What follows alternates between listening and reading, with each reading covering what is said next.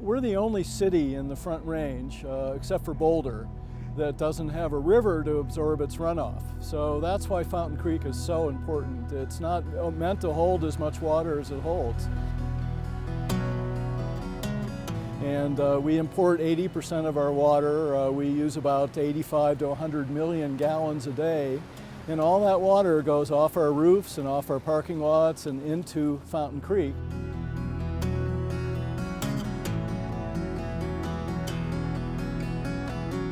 So you look at our city, from the north to the south, could drop 1,000 feet.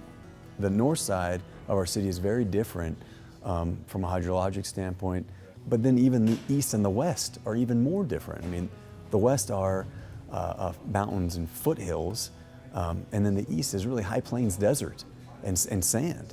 And so it presents a lot of challenges in a city like ours. It's not a flat community like a lot of communities in other parts of the Eastern Plains. It's a rolling hills community. And because of that, capturing stormwater and adequately transporting it from where it is happening to where you need to deposit it into the river system has been very difficult. The most pressing problems that we have had is obviously the volume of water. The amount of growth that has occurred in Colorado Springs and created a significant amount of impervious surfaces has gone up drastically. So when the rainwaters fall, they tend to run off more than they do to soak in. And then just the amount of water that's being used in the Colorado Springs metro area has gone up radically over that period of time. And that's caused flood damage issues for us. It's caused sediment transportation issues for us. And so all of the various types of things that we're doing is trying to help us control those issues. For the development and the new developments happening now, we got a great handle on that. For the development that happened for the last 100 years in our city, yeah, that's a different story, right?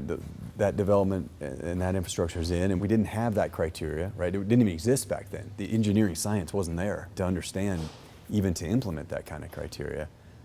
So we have other ways that we plan to address that. And one of the largest ways is through our recent agreement with Pueblo County. You know, the city of Colorado Springs has said, hey, we understand we're a large city. We understand we've grown dramatically, you know, especially since the 1950s, my goodness. You know, the city's gone from 37,000 to 450,000, you know, in 69 years. You know, it's an amazing growth.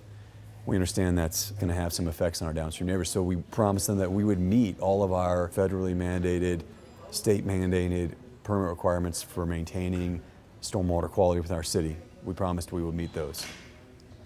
But then we said we would, over the next 20 years, we would build a certain number of facilities within our city limits that provide for detention, which is capturing that stormwater event and then releasing it slowly. Provide for channel stabilization, which is fixing some of those creeks and streams that we talked about that were incised, you know, because of developed flows and that kind of thing. That we would build certain facilities that would improve water quality and that would overall reduce the sediment supply going down from our city through the main stem of Fountain and then into Pueblo and Pueblo County and the city of Pueblo. And we committed to doing all that through a minimum expenditure of $460 million. So for the next 20 years, we've said we're going to spend $460 million on stormwater with certain target metrics, actually. First 5 years, we said we'd spend a minimum of $100 million, and we're well on track to meet that commitment, you know, well on track. Next 5 years, 110, 120, 130, so that at the end of that 20-year period, we've spent that money. So this structure behind us is a good example of how you can slow the water flow. And it's really, in many cases, you know, the slower you have the water flow, the less damage it does. But the other part to it is that there's natural ways to filter the water. And that's been a big emphasis from us and from the U.S. Geological Service and other experts in the field. The way they do that these days is not to channel water as fast as you can down these cement culverts, but to allow it to be detained for a certain period of time in a wetland. And you plant natural species that belong in the wetlands, and it becomes a good habitat for wildlife. And then you also have the ability to let that sediment be absorbed naturally. So we have a vast stormwater infrastructure. I mean, about 500 miles of pipe in our city. We've got 270 or so miles of open channel. We've got thousands and thousands of manholes and inlets and all those things. We've got about 130 to 140 major detention facilities and other basins. So when people think of stormwater, I think, they look down the street and they see this, structure that when it rains, it's kind of run down the street, goes in it. We call that an inlet. And I think people have a general idea of, okay, it probably is piped underground somewhere. So I think a lot of people, don't realize that most of that stormwater infrastructure does just kind of go right to the creek or stream. Now, obviously nowadays, since 1997, which was the first time that we had stormwater permitting under the Clean Water Act, now we do have criteria that requires that it go through facilities like a rain garden or what we call an extended detention basin, which is a pond to control the flow rate and give some water quality benefit to the flows before they hit the streams. But we're a very large city, been around for more than 100 years. So a lot of our infrastructure was developed prior, to kind of the modern age of stormwater treatment and how we handle those flows nowadays. So a lot of it just goes right to the creeks and streams. But there was a whole lot more involved in managing the city's stormwater infrastructure, planning it, and then meeting, state and federal permit compliance measures. The amount of trans-mountain water that's being brought over the Continental Divide into this river area has gone up drastically. This creek used to be a much smaller volume. It didn't even run water 100% of the time. There were months, if you talk to the folks that were here in the 50s, 60s, 70s, there were months where the creek was completely dry. That doesn't happen anymore. But I think stormwater is one of those things where you don't necessarily see it because it's kind of off the beaten path sometimes. So I would love for people to go out and see a few of these projects. Sand Creek stabilization at Platte is a major success for our city. We were able to use stormwater funding and partner with a FEMA grant to fix that project, about $5.2 million of channel stabilization. So what that means is we build big structures across the creek. They're mainly boulders. They're grouted, so they have concrete in them to hold them back.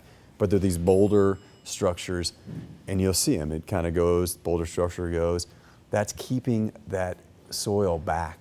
So now it can handle those flows. And then bank protection and armoring to make sure that it doesn't move laterally, and then revegetation so that we can rebuild the habitat that was lost out there.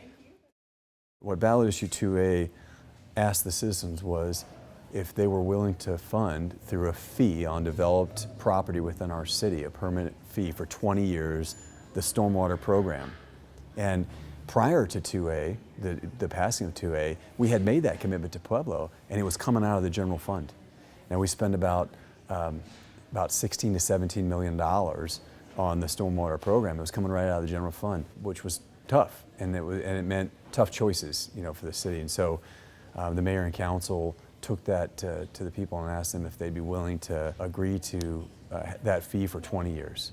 That ensures that the stormwater program is going to be funded to meet those commitments in the IGA, and it ensures that for the citizens of our city, that we're going to be able to have the funding to address the health and the safety and the welfare of our public when it comes to stormwater, and to protect the property when you're near the creeks and streams in our city.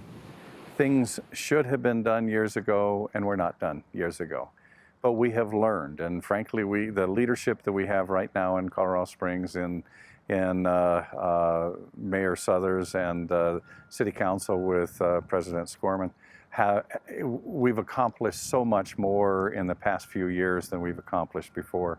So we actually have a very good working relationship with them trying to tackle this. And I think we've done a good job over the last couple of years having a conversation and coming to something that everybody can agree to, and that's why I think the IGA was so groundbreaking, and that's why I think passing of 2A was so monumental. Those two things, I think, have gone a long way to helping resolve some of those issues that have been going on for 100 years.